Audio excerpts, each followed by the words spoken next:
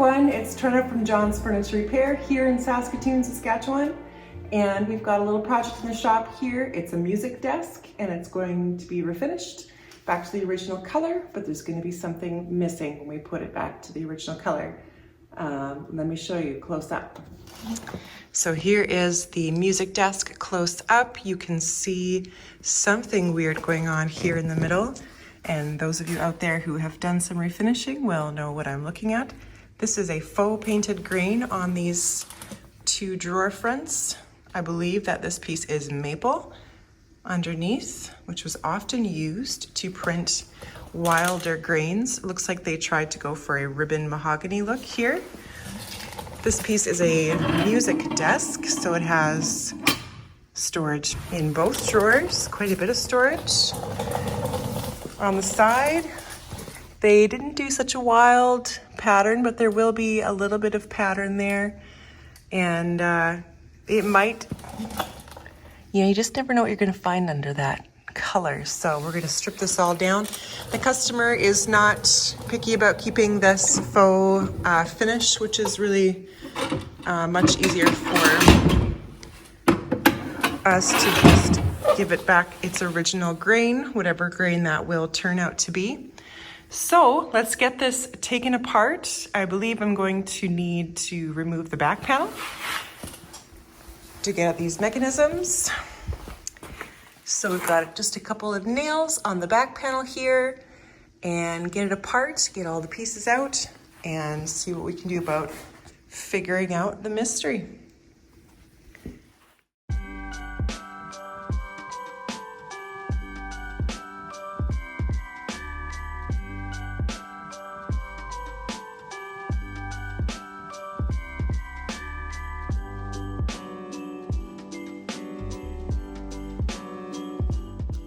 Hello, what have we here?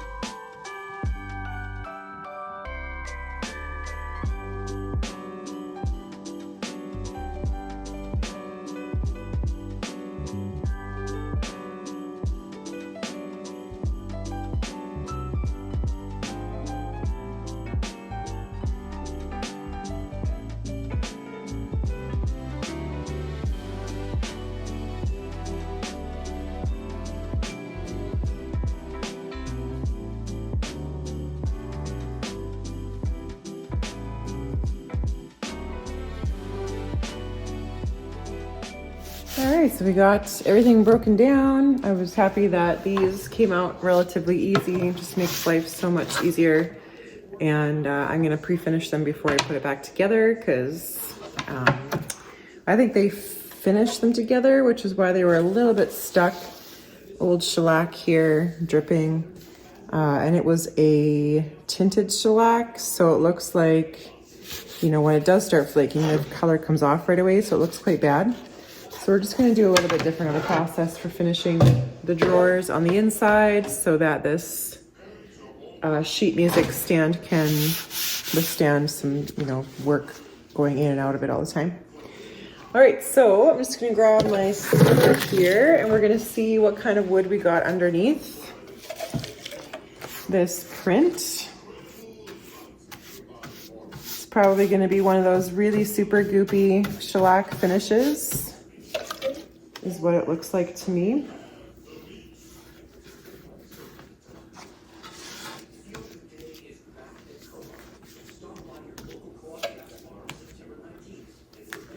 It's probably going to be quite light.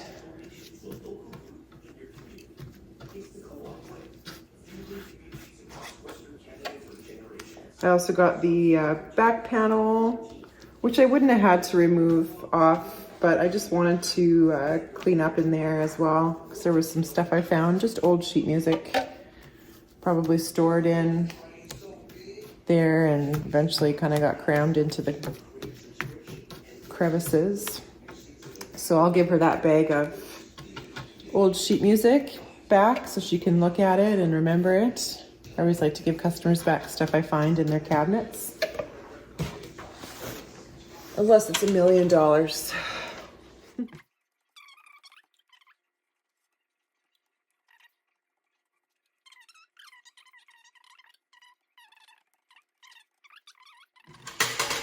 Okay, so stripper's acting pretty quick.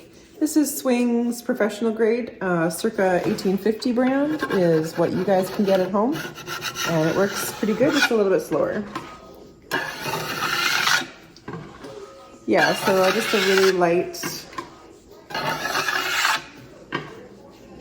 almost looks more like birch than maple. So they often chose, you know, these very white woods to do these prints on like a blank canvas. Let's just do one more layer here so we can really see what it looks like.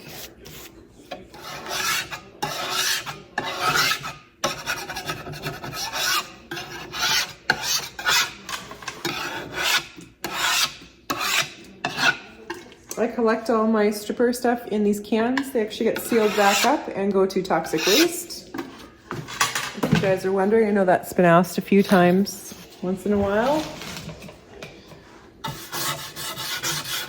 I'm just going to use a stiffer brush with the stripper just to get some of the profiles cleaned off. And then for the rest of the cleaning, we'll use the denatured alcohol or the methyl hydrate. And we'll just rinse that whole surface.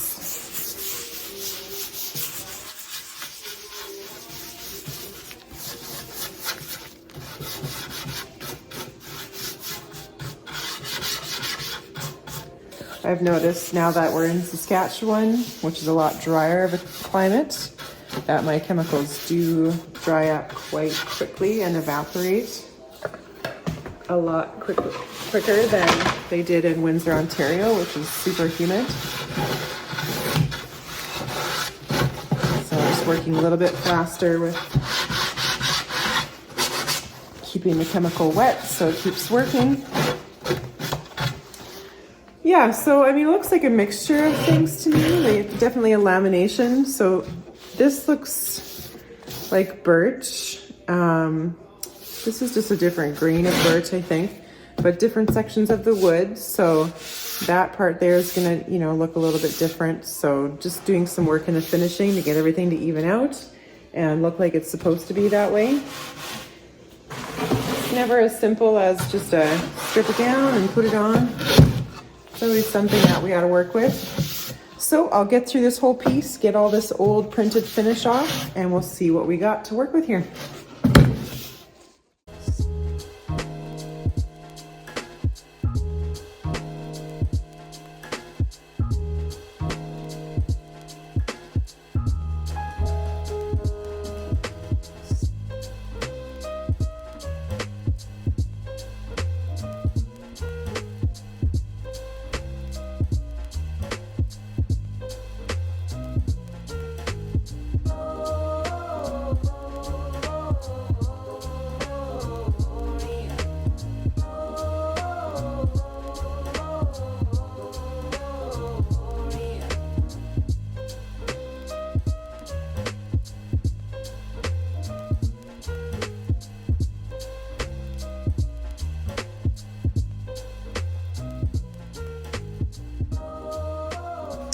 All right, so we've got this thing sanded, prepped, 180.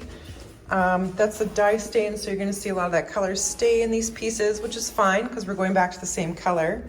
So I've got my Gouty cherry stain here that we're gonna start on in the base, and my dad has a color going in the shop. He's gonna be tinting it with a red tint that he's got. I think it's over there, Dad. Yep, so he's got his colors here that he uses. So he's like, I got the perfect color for that. So we're gonna need to tint this down a lot more because this is how the cherry stain is turning out. Just a little bit way too light. We wanna kinda go more of a black reddish like it was before without all that crazy grain. So that's what it's looking like with this cherry stain. And then we're gonna need to add about 75% more color to that. Right, Dad? Yes, well, we'll go a little bit at a time. Yeah. And just keep control of the intensity of the color. Yeah. So you got a match. Yes, that's how I was taught. All right, so let's get this thing stained up and ready for tint. A couple of putty spots to sand, but in general it was in good shape, so not too bad.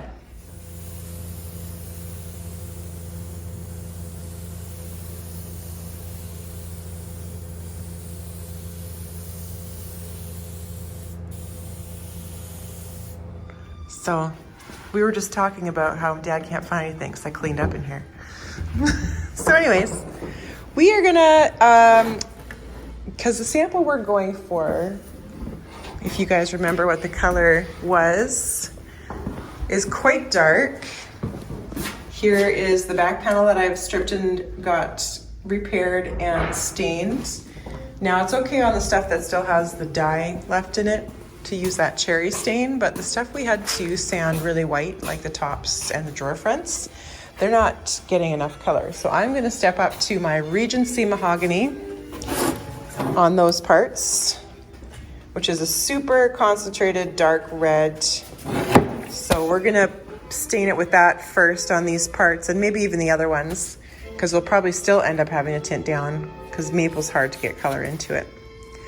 And see if that gets us a little closer and a little less tinting, because that's going to be a lot of tint to get it down to that color, and it's just going to end up looking like paint. We still want to see grain through the finish, so we need to get a stain on there that's a little bit more concentrated. So I'm going to rinse this off of here and restain it.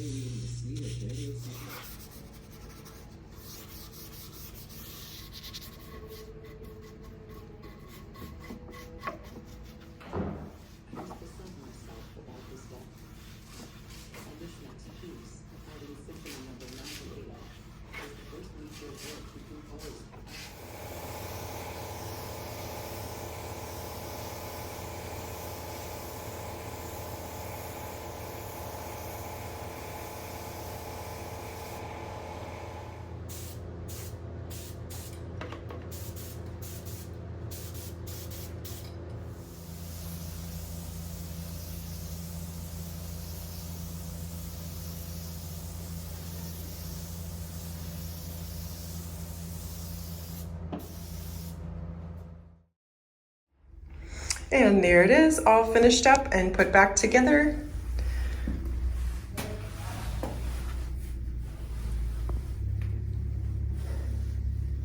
Just a very simple piece, but looking much better than it was before.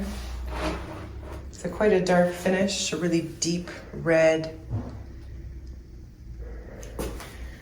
Did end up having this back panel all re-glued, came off in pieces. It's shrunk quite a bit from the cabinet, but we're not gonna do anything about that. We just refinished it and glued it up and reinstalled it. And we have all these little handles off, so those are looking good. Inside, we had all of this apart and refinished this, left it with the dyed finish inside. I didn't do any staining there, so that's how it was. This just lifts up and you can pop it back in place. So really interesting little piece, nothing too difficult, and it was in pretty good shape other than the finish. Hard to even see the color because it's so dark.